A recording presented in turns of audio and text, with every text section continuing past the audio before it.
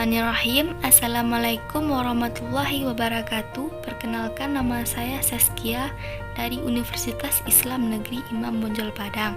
Nah, pada video kali ini saya akan membahas tentang kemitraan usaha. Ayo, ada yang tahu apa itu kemitraan antarwirausaha? Nah, sekarang kita masuk ke dalam pembahasan. Yang pertama, kita akan membahas hakikat kemitraan. Yang kedua, pentingnya kewirausahaan antar wirausaha. Yang ketiga, bentuk kemitraan antar wirausaha. Yang keempat, jejaring usaha dan negosiasi. Pertama, hakikat kemitraan. Menurut Kamus Besar Bahasa Indonesia, mitra adalah teman, kawan kerja, pasangan kerja, dan rekan. Kemitraan artinya perihal hubungan atau jalinan kerjasama sebagai mitra. Sedangkan menurut para ahli, Muhammad Jafar Hafsah, kemitraan adalah strategi bisnis yang dilakukan oleh dua pihak atau lebih dalam jangka waktu tertentu untuk meraih keuntungan bersama dengan prinsip saling membutuhkan dan saling membesarkan. Yang kedua, menurut Lamlinton, kemitraan adalah sebuah cara melakukan bisnis, yaitu pemasok dan pelanggan berniaga satu sama lain untuk mencapai tujuan bisnis bersama. Jadi, kemitraan adalah jalinan kerjasama usaha yang merupakan strategi bisnis yang dilakukan antara dua pihak atau lebih dengan prinsip saling membutuhkan, saling memperbesar, dan saling menguntungkan. Faktor kemitraan yang pertama, saling mengerti dan memahami. Yang kedua, saling bermanfaat. Yang ketiga, saling menerima dan memberi. Yang keempat, saling mempercayai dan amanah. Selanjutnya kita masuk ke dalam unsur-unsur kemitraan. Yang pertama, kerjasama usaha. Yang kedua, pengusaha besar atau menengah dengan pengusaha kecil. Yang ketiga, pembinaan dan pengembangan. Berikutnya adalah prinsip-prinsip kemitraan. Yang pertama, saling memerlukan. Yang kedua, saling memperkuat. Dan ketiga, saling menguntungkan. Kemitraan antar wirausaha. A. Pola kemitraan usaha. Pertama, inti plasma. Kedua, subkontrak. Yang ketiga, dagang umum. Yang keempat, keagenan. Yang kelima, waralaba. Selanjutnya, kemitraan sebagai strategi kewirausahaan.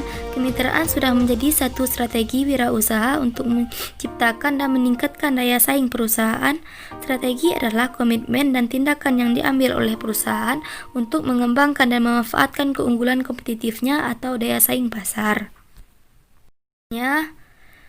Bentuk kemitraan antar wirausaha. Yang A, kemitraan vertikal, yaitu kemitraan strategi perusahaan dengan membagi ke unit di bawahnya dalam mata rantai produksi perdagangan.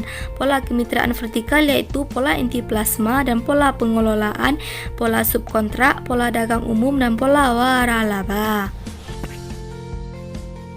Selanjutnya kita akan membahas tentang kemitraan horizontal. Kemitraan horizontal adalah upaya pihak-pihak yang bermitra dengan membagi beban tertentu yang merendahkan daya saing untuk menghadapi bersama para pesaing. Hal-hal yang termasuk kemitraan horizontal yaitu yang pertama, ikatan tindakan meningkatkan nilai tambah. Yang kedua, ikatan konsultasi atau bantuan teknis. Yang ketiga, ikatan kompetitor.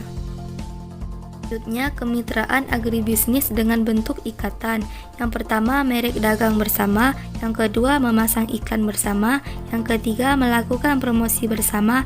Yang keempat, saling dukung produksi. Yang kelima, jual grosir. Yang keenam, kantor pemasaran bersama. Yang ketujuh, penyaluran bersama. Yang kedelapan, jaringan servis bersama. Dan terakhir, kantor dan angkutan penjualan bersama.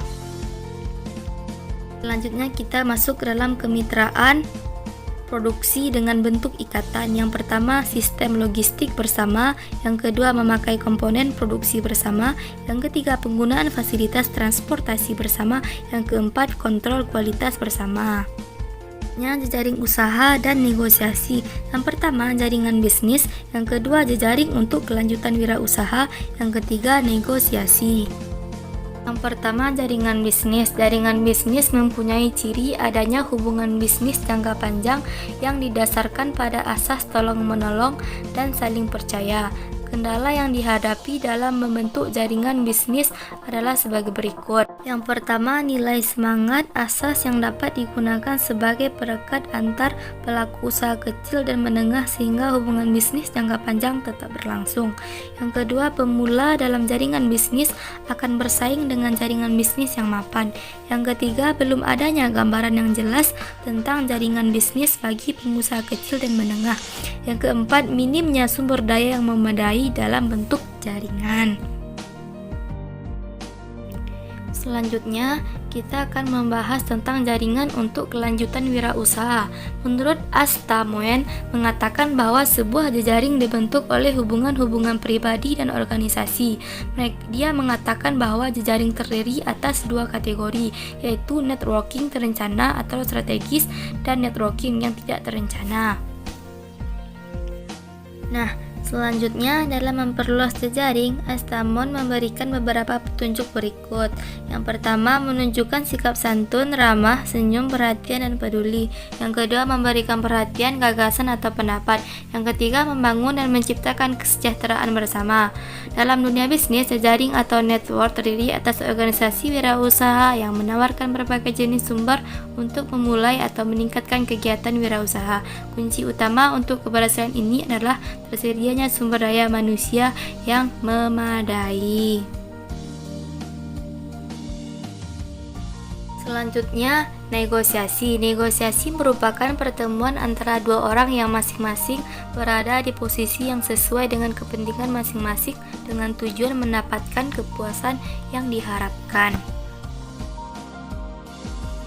Nah, 3 perkiraan kondisi yang menentukan negosiasi dibutuhkan atau tidak, yaitu adanya konflik interest antar pihak yang berkepentingan, adanya dualisme kemungkinan pemecahan yang terbaik, dan adanya peluang kompromis yang dapat dirumuskan kedua belah pihak yang berkepentingan.